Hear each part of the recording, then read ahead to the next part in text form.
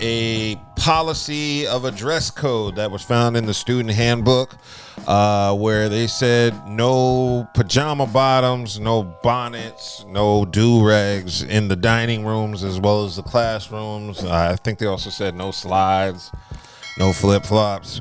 And I was a little shocked at first because I thought people had an issue with it. I thought there were students really complaining about this shit, but it turns out it was just some internet hype drummed up to, bring attention on Tuskegee.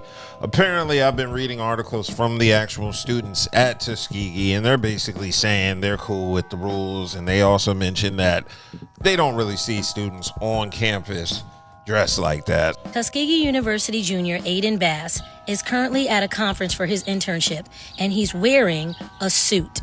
He goes on to say that Tuskegee has always had a dress code. Let's start there, voicing frustration with how his peers have been portrayed online. It should have never been publicized like this because it's bringing this false interpretation that we don't care about how we're presenting ourselves in public and in professional environments. That's just completely false. That's never been Tuskegee's image. That's never been the way that we've carried ourselves, he said. Nah, it's the people that don't go to school that have the problem with Exactly. this. Those are the people who have a problem with Those are the people that dress in pajama bottoms, bonnets, and do-rags in dining rooms and classrooms. The people that aren't in college.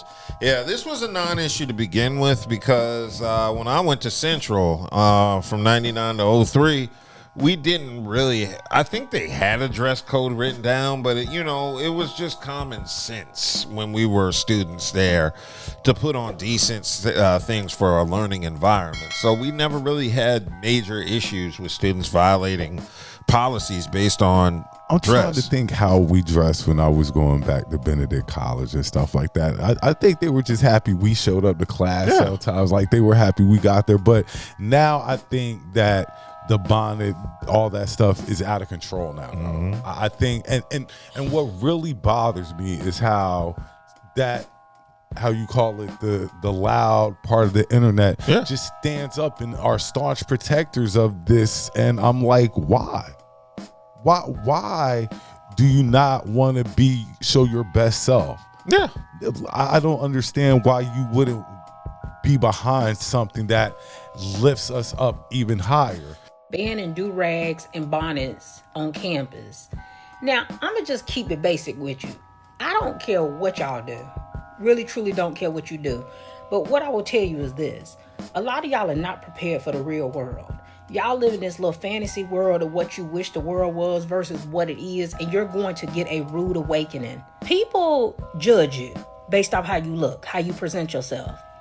When you start getting into dealing with people, money, real business, your presentation means a lot. It means a whole lot. Well, I don't think it's an issue to begin with. I think most of the students already know you dress for success. I remember my freshman year at Central, they made us take a class on how to dress for job interviews and prepare you for the real world. Now, I didn't need this class because my father already taught me this shit when I was 14. So, you know what? I feel like, honestly, my freshman year of Central was a wash.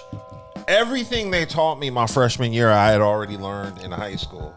And at the time, my county, my public, was one of the top 10 counties in the nation for public school in the 90s. Mm-hmm. So all the shit they taught me my freshman year from English class was stuff I'd already done in high school. Like the Shakespeare we had to read and all that was stuff I'd already read. And now that I'm thinking about it, even in high school, we didn't go dressed like any sort. Sir, we went to school dressed for the day. Like, you know what I'm saying? Well, people raised their kids properly back then in terms of dressing. You know, we didn't have these issues growing up. My mom wouldn't let me sag. She would never let me leave the house without a belt on. My parents still be. You got a belt? Yeah. You got a belt on? My parents still to this day. And they always gave me the speech about how you represent us when you leave the house and make sure you don't look like nothing, or make sure you look like something. Yeah. You look like something when you go out because people talk. Yeah. And they like you said, that's how we were brought up. We brought up, like, we knew when we left the house, we needed to look a certain type of way, regardless of where we were going. We knew that had to have your hair comb, Yep. had to have lotion on. You had to have all this stuff Crust done out your eyes before you walked out the house. Yeah. They call it being presentable. Exactly. It's being presentable.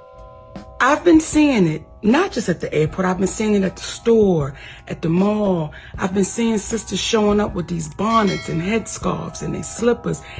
And the question that I'm having to you, my sweet babies, when did we lose pride in representing ourselves?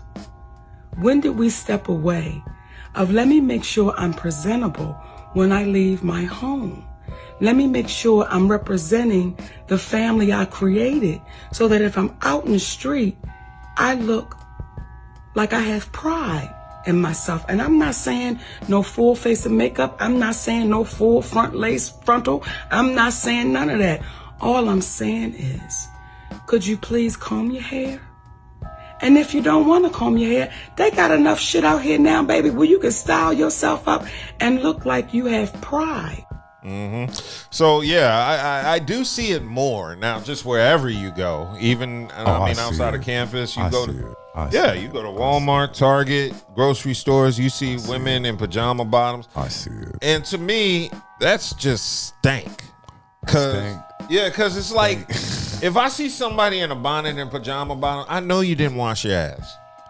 Who washes their ass and puts on pajama bottoms and a bonnet? And this is like if it's once, like, you just had to run out, run back in. But this is your everyday go out attire and stuff like that, and you can't even get in the club like that.